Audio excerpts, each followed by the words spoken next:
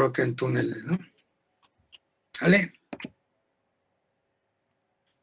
Sí, maestro. Ok.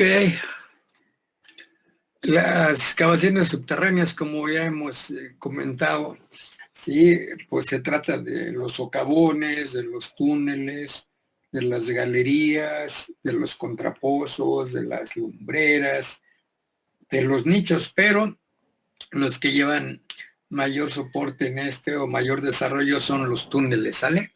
Entonces, pues me voy a enfocar a ellos porque no tiene caso enfocarme a un nicho, sí, que es una obra subterránea pequeñita, ¿no? Solamente o exclusivamente para hacer pruebas de gato plano, de roseta de deformaciones, que muchas veces los empresarios no los hacen, ¿no? ¿Ok? Sí, profe.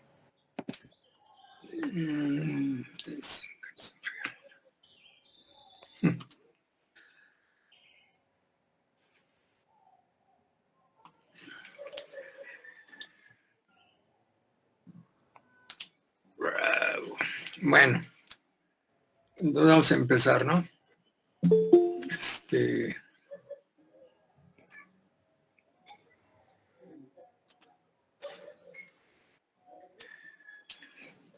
Vamos a tener que la mayoría de las obras subterráneas llamadas túneles se construyen para salvar un obstáculo natural y permitir el acceso a vías de comunicación para transporte urbano como el metro o conducciones, ¿sí? O para unir islas o estrechos y para pasos fluviales. Las excavaciones subterráneas están relacionadas estrechamente con la energía y los recursos minerales de los países, como aprovechamientos hidroeléctricos, centrales hidroeléctricas, explotaciones mineras, almacenamientos subterráneos, etcétera, etcétera, etcétera. Los túneles se caracterizan por su trazado y su sección, definidos por criterios geométricos de gálibo, pendiente, radio de curvatura y otras consideraciones de proyecto. ¿Ok? ¿Sí entienden qué es el gálibo? No, profe. No, profe. Yo no, maestro. No, profe. El gálibo es una dimensión máxima de un vehículo que sirve para saber si pasa por un túnel, por debajo de un puente o por un paso elevado. Muchas ocasiones, pues vemos en las noticias que no pasó el tráiler, ¿no? Es decir, ¿por qué? Porque su gálibo, ¿sí?, era menor que la dimensión del tráiler, ¿no? Entonces ahí se quedó embarradota, ¿no? Ok, entonces el gálibo pues será la dimensión máxima de un vehículo que sirve para saber si pasa por el túnel, ¿ok? ¿Está bien? Sí, maestro. Sí, profe. Ok, la pendiente pues una inclinación y el radio de curvatura, etcétera, ¿no? Entonces, bueno, tenemos que para un túnel de carretera, aquí tenemos una sección del túnel en herradura, ¿va? Y bueno, tiene dimensiones para 2 carriles de 700 centímetros, es decir, ¿qué? 7 metros, ¿no?, de altura, y para 2 carriles también de 7 metros, ¿no? Divididos de 350 por 350. Nada más que seguramente ustedes han visto que luego esta le meten 3, ¿no? Le meten otro por acá, entonces reducen los 2 carriles y a veces hasta sobremontan, ya no sabía uno cuál es el carril, ¿no? ¿Ok? Sí. Sí, maestro. Ok, para un túnel de carretera es diferente que para un ferroviario. Para un ferroviario, pues tiene una altura de 7 metros pasados y la anchura, ¿sí?, es de 8 metros 50 centímetros, más 2,50 de cada lado del soporte La excavación tiene una dimensión de 4 metros de un lado del tren al otro, ¿no? Y tiene una sección de 5.15 metros para un tren ferroviario, es decir, es diferente, ¿va? Para un tren ferroviario que para un túnel carretero. Ok, ¿cómo debe ser la sección de estas excavaciones? Bueno, ya hemos mencionado que la parte de arriba pues le llaman clave, corona, techo, y las partes laterales se llaman hastiales, ¿no? Entonces aquí tenemos que cuando son para, por ejemplo, túneles ferroviarios o túneles carreteros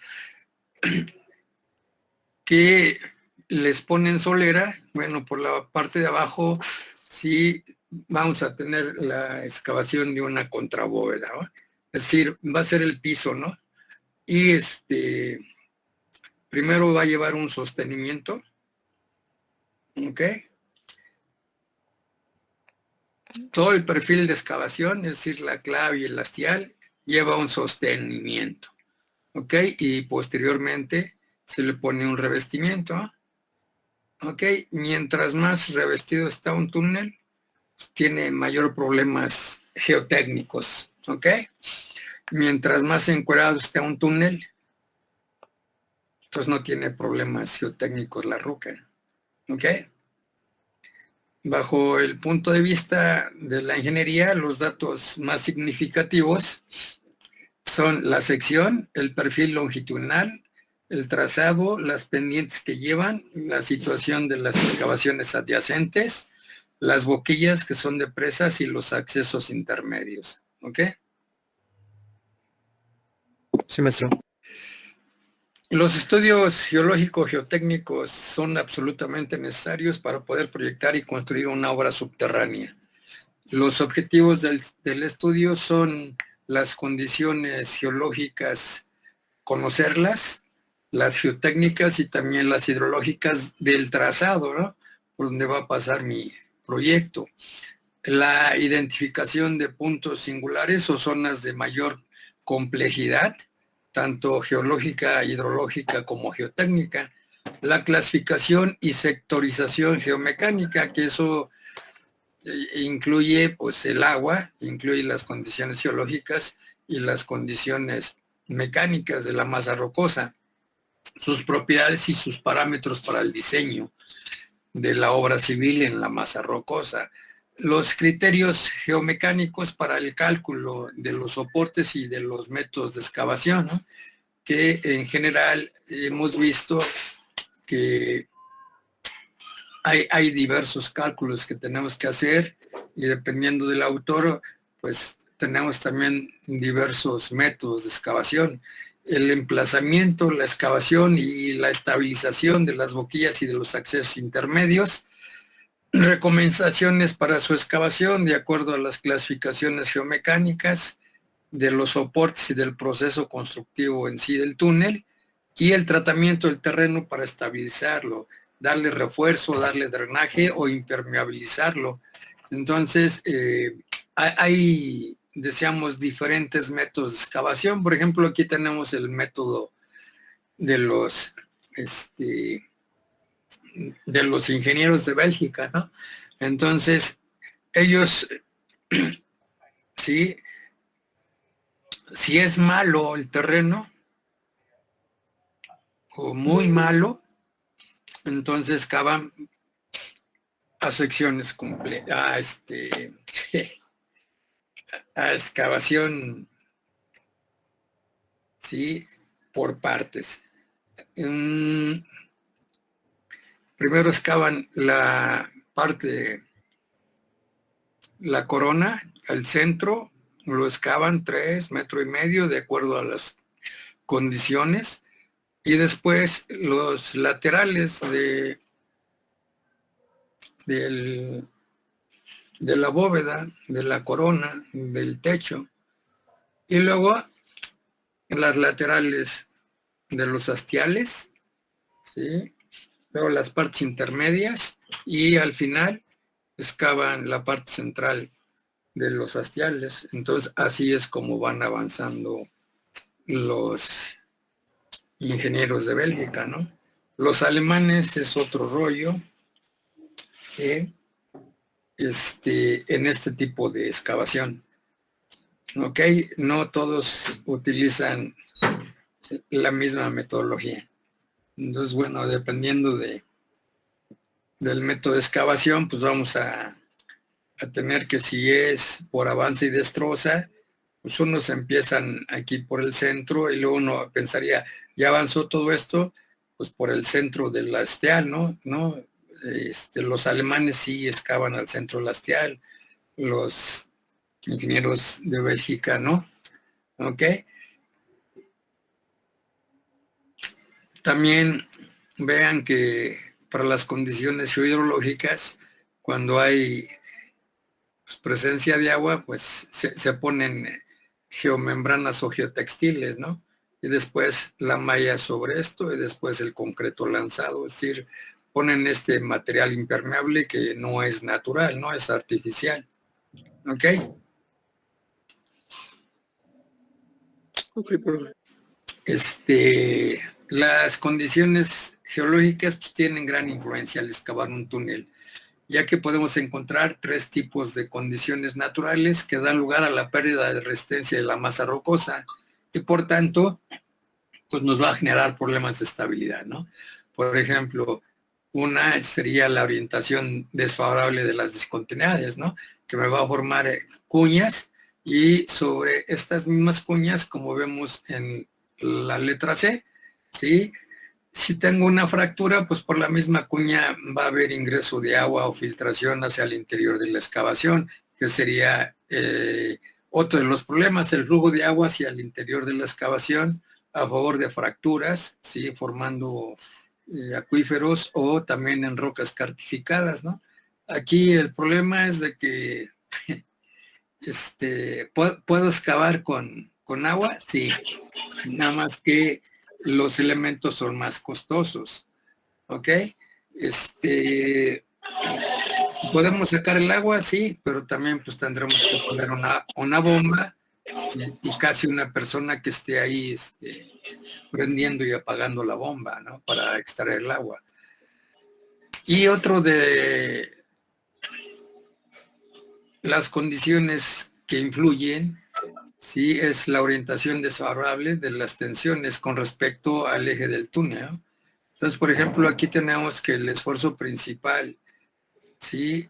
No, el esfuerzo principal mayor no es vertical, es horizontal, ¿no? Y entonces cuando el esfuerzo principal menor es el vertical, pues ahí tendremos condiciones desfavorables derivado de la tensión que es mayor en el sentido horizontal y va a actuar perpendicularmente a la dirección de la excavación y eso genera condiciones desfavorables en la masa rocosa, ¿ok? Sí, maestro. Sí, también tenemos que por otro lado, la excavación también genera una serie de acciones inducidas que se suman a las citadas condiciones naturales que mencionamos.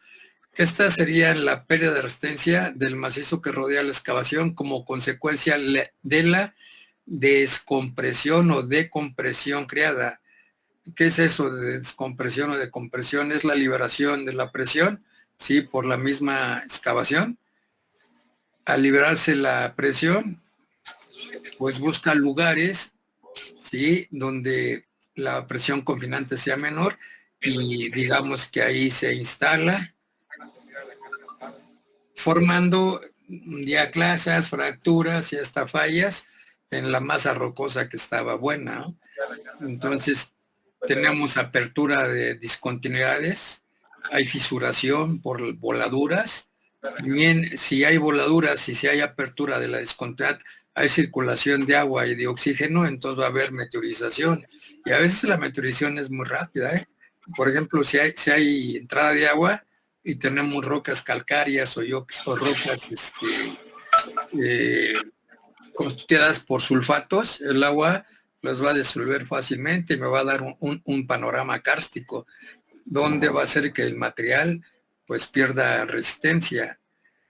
La reorientación de los campos de esfuerzos, dando lugar a los cambios de esfuerzo, ¿no? Y otros efectos como sí, movimientos pequeños de la masa rocosa llamados subsidencia, o bien movimientos de ladera llamados solifluxión, o bien cambios en el acuífero. Estos efectos de subsidencia pueden llegar a colapso, es decir, donde se me abra un socavonzote, ¿no? Entonces, bueno, las condiciones, como vemos en la masa rocosa, de la roca intacta, pues no tiene en mi excavación, la roca intacta no tiene ninguna discontinuidad. Pero a medida que me alejo de la discontinuidad, sí encuentro un plano de discontinuidad. Me alejo más o un área lo tomo más grande, entonces puedo tener dos familias de discontinuidades que van a formar cuñas, ¿no?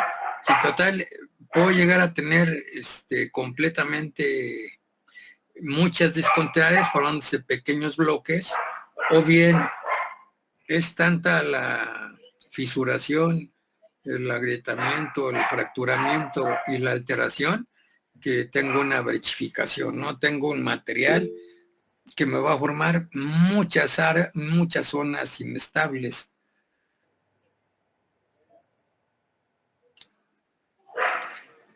¿Cómo responde el macizo rocoso ante estas acciones, bien naturales o bien inducidas? Entonces, responde, pues,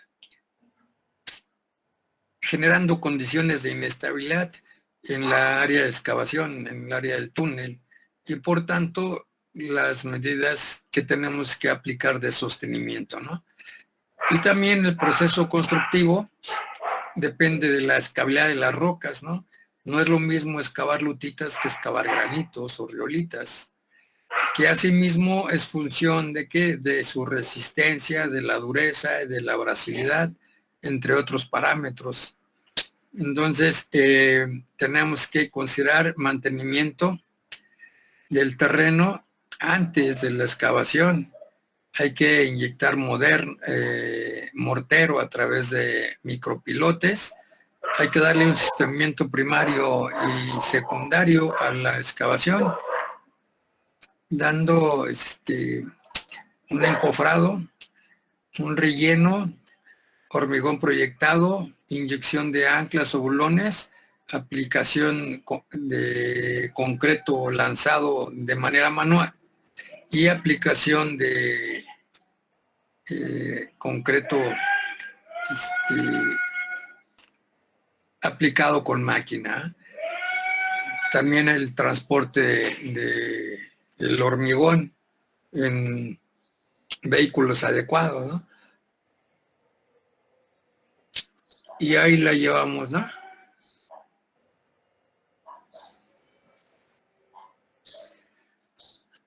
La estructura geológica es uno de los factores, como mencionamos, que más influye en la escala de una excavación subterránea. Cuando tenemos rocas plegadas y además están estas rocas estratificadas, la orientación de los estratos condiciona diferentes modos de comportamiento.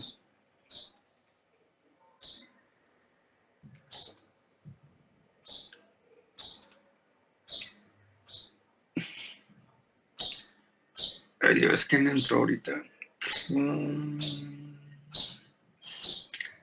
Romano, ¿va?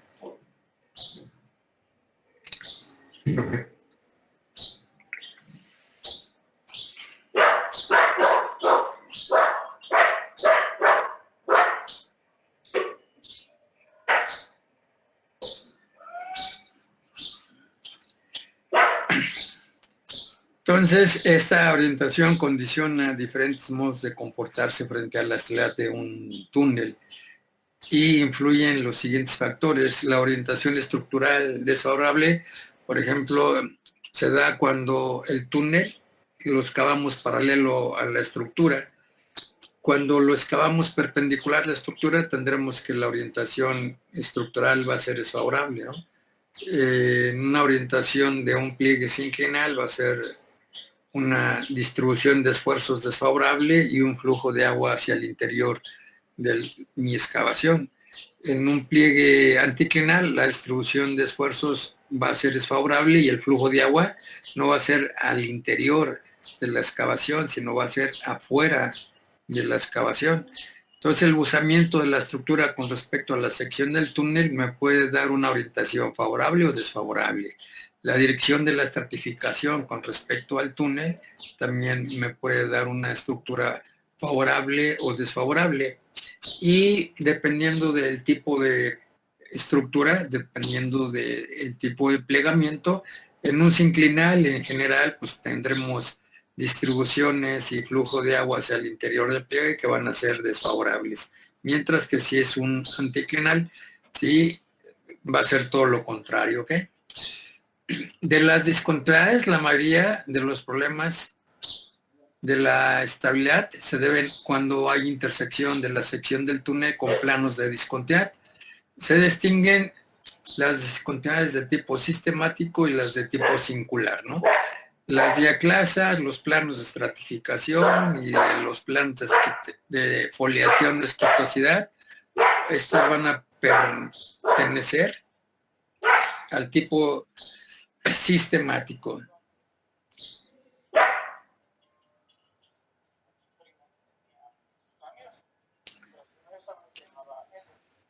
Por ejemplo, aquí en este corte tenemos 3 estratos de materiales diferentes, cada uno tiene su potencia. Vemos que en el estrato 3, sí, pues tiene muchas discontinuidades perpendiculares a la estratificación del estrato 2. Entonces, esta es una discontinuidad, ¿sí? El plano de estratificación del estrato 2 con el estrato 3.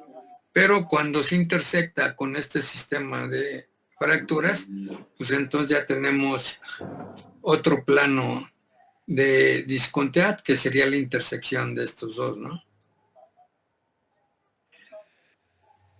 Cuando tengo planos de foliación, que podría ser, estos son de estratificación, pero estos planos de foliación son de una roca metamórfica.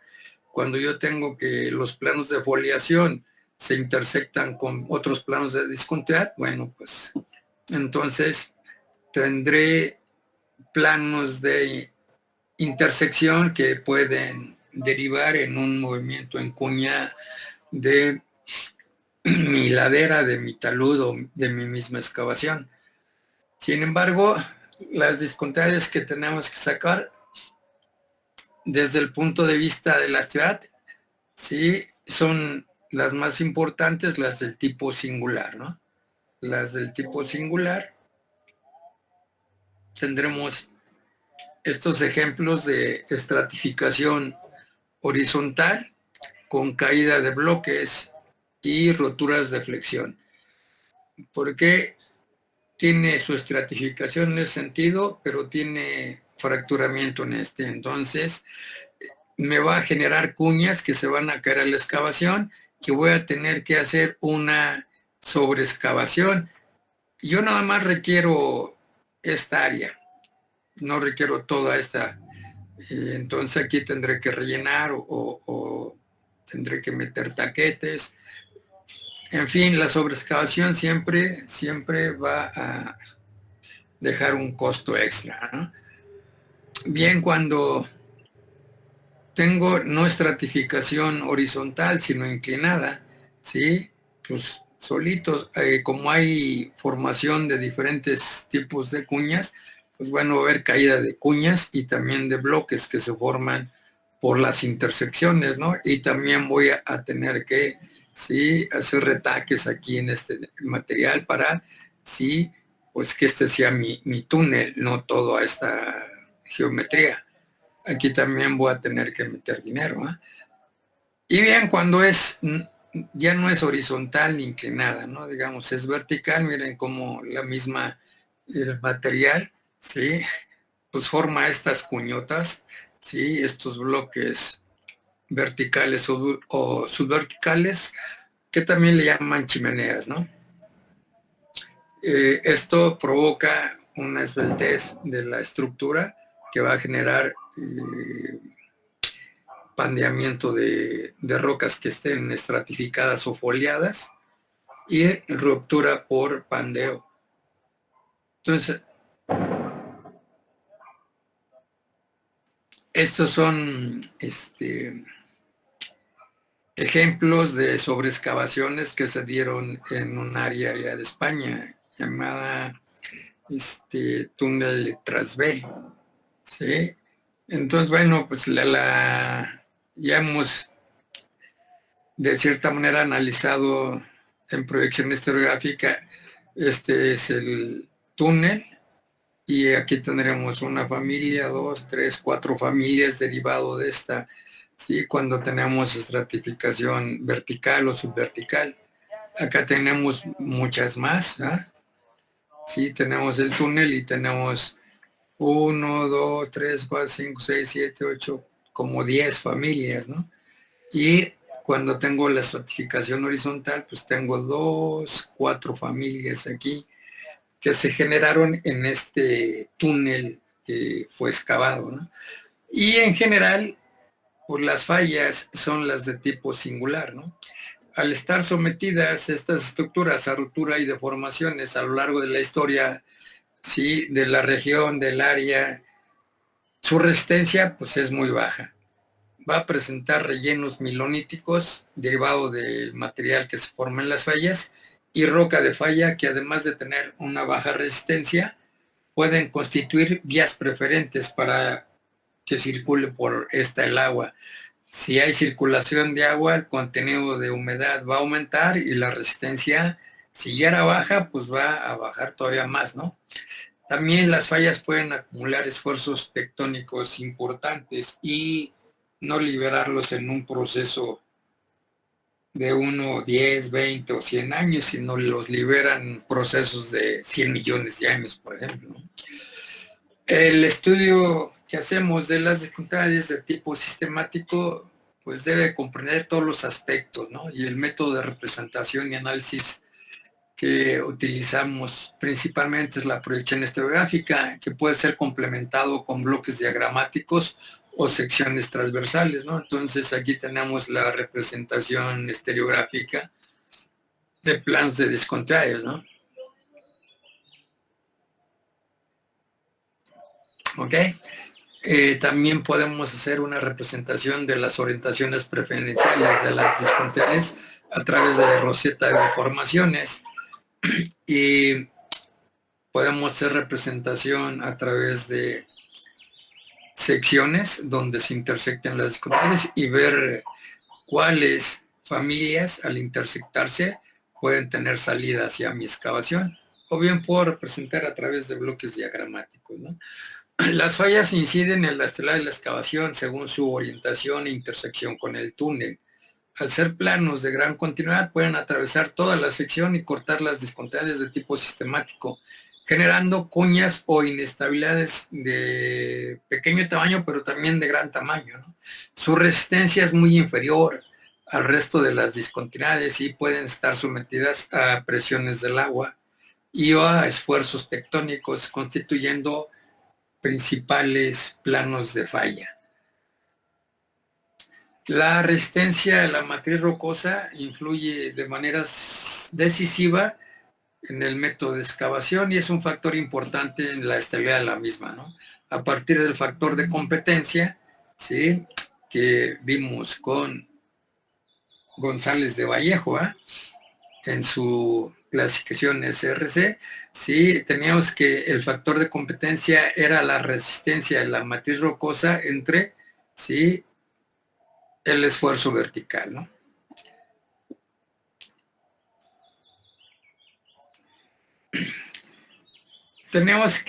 Podemos diferenciar 3 condiciones de estabilidad. Cuando el factor de competencia es mayor de 10, la matriz rocosa tiene una resistencia muy superior a los esfuerzos de la masa rocosa y la excavación pues va a ser estable.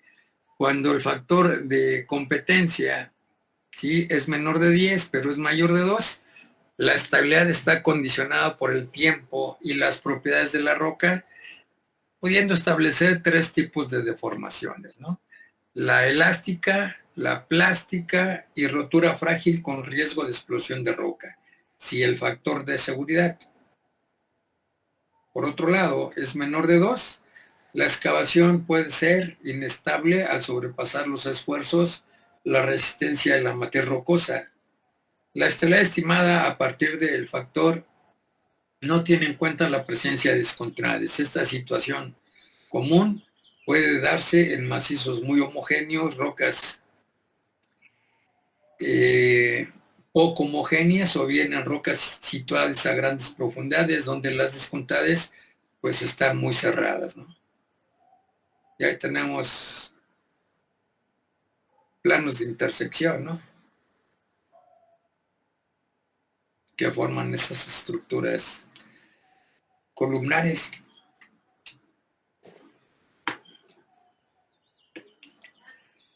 También el agua, la excavación de un túnel produce el efecto de un gran dren, hacia el cual fluye el agua de los acuíferos interceptados, dando lugar a las siguientes consecuencias. Al tener mayor contenido de humedad, la resistencia del macizo rocoso disminuye, ¿no? Hay aumento en las presiones del agua, las presiones intersticiales aumentan sobre el soporte y sobre el revestimiento. Expansiones y reblandecimientos en materiales arcillosos.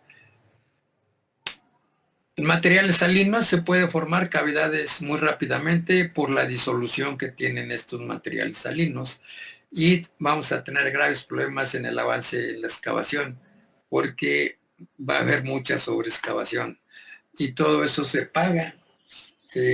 Algunos se lo dejan a la obra a otras empresas.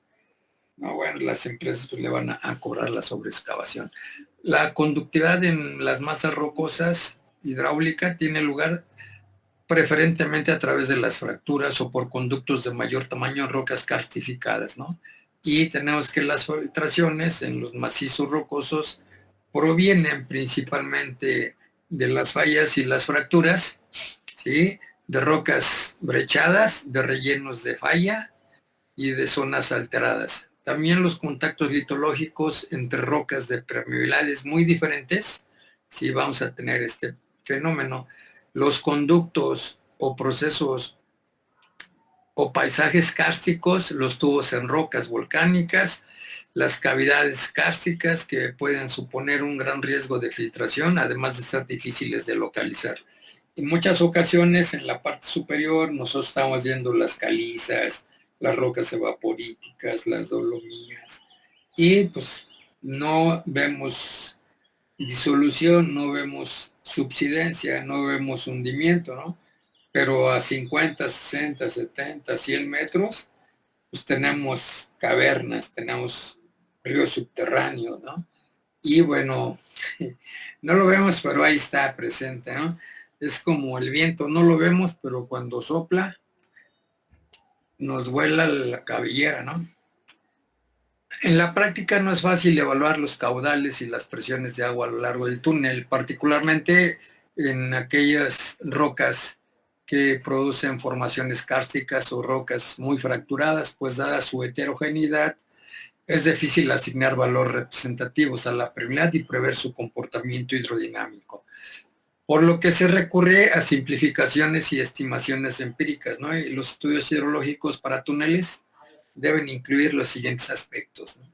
Un balance hídrico de la zona de influencia del túnel, incluyendo un inventario de fuentes, manantiales y pozos, niveles piezométricos en el área del túnel y su variación estacional, delimitación de acuíferos, zonas de recarga y descarga, identificar zonas kársticas, fracturas, fallas y rocas muy permeables, determinar los parámetros hidráulicos de los acuíferos y establecer los modelos de flujo del agua, estimar los caudales previsibles y su presión, y identificar las zonas de mayor riesgo de filtración, ¿no?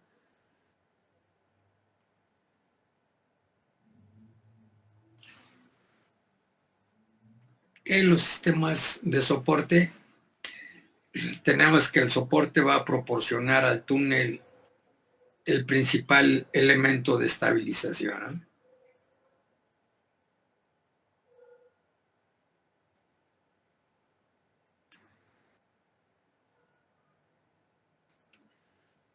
Entonces, en ese túnel, ¿qué vemos ahí que le están poniendo?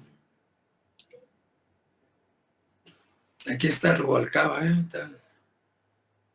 No se ve casi, ¿eh? Por ahí está poniendo esto, ¿no? ¿Qué está poniendo? ¿Qué creen ser esto? ¿Metálico? ¿De madera? ¿De concreto? Parece ser metálico. De acero. ¿De acero? ¿De masa azul? Bueno, el objetivo que debe cumplir el sostenimiento con respecto al eje de la excavación es evitar que el terreno pierda sus propiedades resistentes, evitar el desprendimiento de cuñas o zonas sueltas del terreno por el proceso de la misma excavación, cuando tenemos que dos planos de discontinuidades afectan a mi excavación, como vemos este plano verde y el plano azul. Un plano va en sentido favorable de la excavación y otro en contra, ¿no? Pero también tenemos este plano que se forma aquí por la intersección del plano verde y el plano azul, ¿no? Entonces este plano, pues, ejerce, ¿qué? Una influencia perpendicular al eje de la excavación, ¿no? Entonces hay que limitar las deformaciones en la cavidad creada, hay que controlar las filtraciones y proteger las rocas frente a la meteorización. Si se acuerdan, por ahí en una imagen decíamos que le habían puesto una geomembrana o geotextil, que no es más que un material artificial, ¿no? Que no le va a permitir el paso al agua, ¿no? A la excavación. Entonces aquí ya vemos que ya viene la malla metálica, ya la pusieron más bien. Y hay que controlar estas filtraciones para proteger de la alteración a la roca, ¿no? Y con esto vamos a dar seguridad a la instalación, pero sobre todo pues, a las personas, ¿no? Porque si se mete el agua a un gran flujo y si esto se inunda todo, pues olvídense, todas estas gentes se mueren, ¿no? Porque no hay quien aguante tanto tiempo la respiración, ¿no? No fuimos hechos para vivir bajo el agua.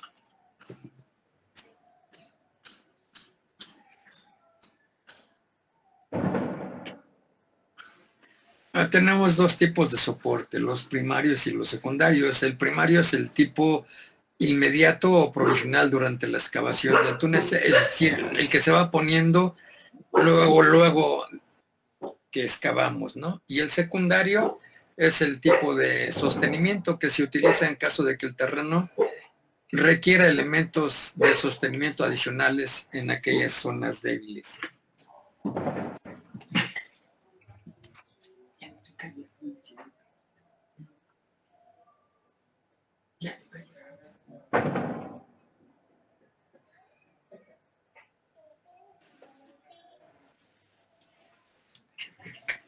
El concreto lanzado sirve para ir cerrando juntas y evitar la descompresión que hablábamos hace ratito.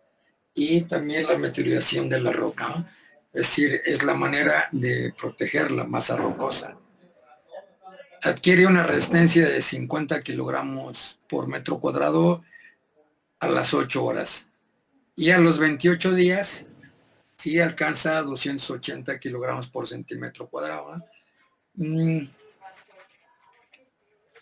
Ok, más o menos el que ponen en nuestras casas cuando hacemos una losa, sí, la resistencia que alcanza en estos días es de 250 kilogramos por centímetro cuadrado. Es más o menos lo que tiene una losa, ¿no? Una losa, perdón.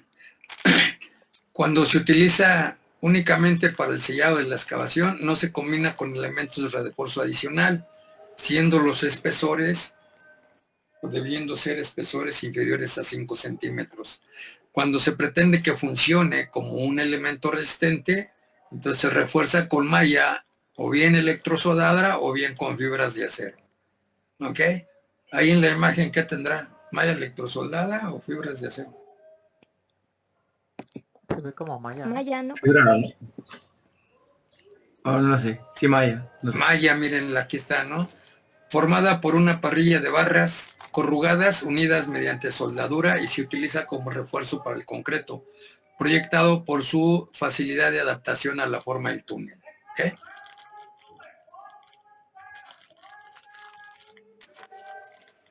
Generalmente se utilizan mallas de 4, 5 o hasta 6 milímetros y con separaciones de entre 10 y 20 centímetros. En sustitución podemos utilizar fibras de acero de 0.5 milímetros de diámetro y 30 milímetros de longitud, utilizando 50 kilogramos de fibra por metro cúbico. Las anclas pueden ser tensadas o a tensión, o bien anclas a fricción. Las barras de reforzamiento no tensadas y adheridas al terreno en toda su longitud se denominarán anclas de fricción o anclas pasivas. ¿Ok? Sí, profe. Y a las tensadas como ustedes, anclas activas, ¿no?